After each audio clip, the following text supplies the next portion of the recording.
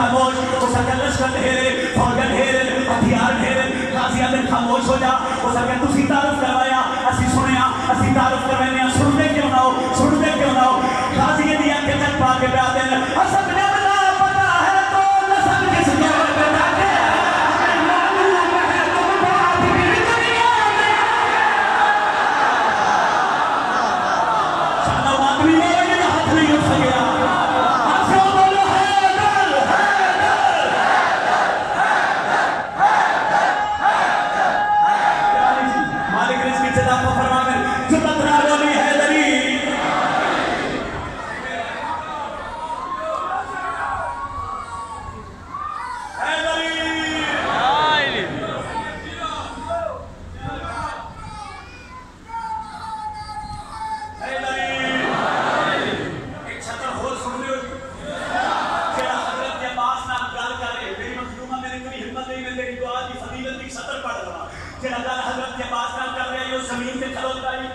गाजी बैठे घोड़े दी सीने